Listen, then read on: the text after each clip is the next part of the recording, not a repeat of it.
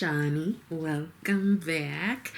Hey, guess what time it is? It is time for our weekly roundup, where I go over all of the eyeshadow palettes I've used over the past week, and I rank them from least liked to most liked. Now this week I have 5 slots and 6 palettes because I combined some palettes, and I'm kind of enjoying having fewer slots to work with. That makes it a bit more palatable for me, and hopefully I can just stay on top of it, because I already told y'all things are crazy work and world wise, and then my bathroom in the basement flooded. So that's a whole other story. Yeah. Anyway, so let's go ahead and jump in. At number 5, I have the Nomad Royal Europe palette. Now this is actually one of my favorite Nomad palettes. I really like the shades. Yeah, this one, and what's the other one that I really like? The New Zealand Stargazing. Maybe I'll use this one next week. Anyway, I really enjoy the colors in both of these palettes because they are darker and have a lot of like presence. You know, they show up really well. I like the shimmers here. They're like multi and duochrome. This look was giving a lot of color.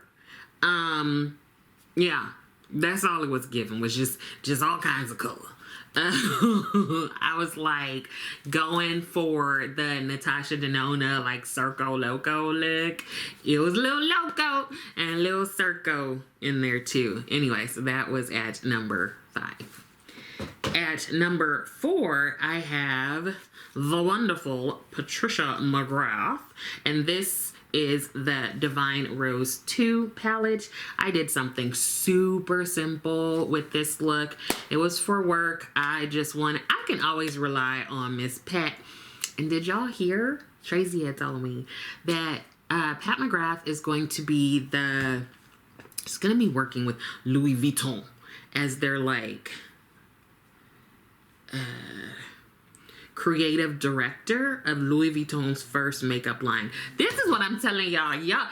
Pat McGrath is not involved with that brand anymore. She don't care about her. Well, I don't know if I can say that, but she is doing bigger and better things. Homegirl is about to be the first creative director of Louis Vuitton's like first makeup line. Like, this is how Pat got into the industry, being creative director for various brands and just giving all that she can give. That's how I'm like, we don't need to worry about Pat McGrath. Pat McGrath is living her best life, okay? She's like, brand who? Y'all doing all kinds of pink over here. I'm over here with Louis Vuitton. Like, yes, okay? Yes. Patricia, Dame, I'm here for it. Do your actual thing, girl. Sure. That's at number 4. Pat's always gonna be in my life, okay? All right. Number 3. It's a little mini palette. This is the Lorac Mystic Oak palette. So I have 3 of these little minis, and I really like them. I actually really like Lorac.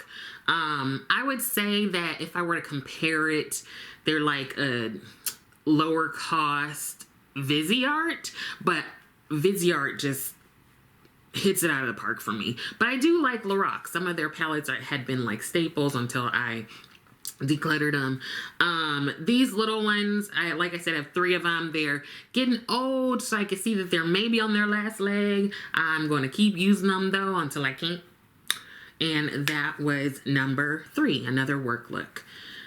Number 2 is where I combined palettes, and they are both from Cosmic Beauty. The first palette I used is the 'Tis the Season palette, and the one I paired it with is the Sinister palette. So this came out to be a really fun look for me, like bright and purpley and sparkly, and it was probably like, no, I wasn't gonna say that, never mind. I really enjoyed it, and I believe, like I said in the video, I tend to enjoy Cosmic Beauty palettes, and I did say also that these are not ones that I think you necessarily need to pick up. that's for all eyeshadow palettes if we're going to be upfront and honest. But these two, I would say, I think picking up some of the older, like original palettes might be great rather than starting with these if you haven't gotten anything from Cosmic Beauty before. And then numero uno is a Melt palette. This is the Amor y Mariposa palette from Melt. This bad boy came out long ago, and it's like their largest palette if I remember correctly. I do feel like this one also is going to be on its way out soon in terms of the shadows. And Melt is kind of like known for their shadows not like having a ton of longevity. I haven't had any problems, but just using these, to me, the shimmers were a little bit harder to pick up, but I really enjoyed the look. Did I use shimmers? Yeah. The shades were just harder to pick up in general. So I'm going to use this a bit more and see how things go. And at some point, this is probably going to it's probably not going to make it through the year with me.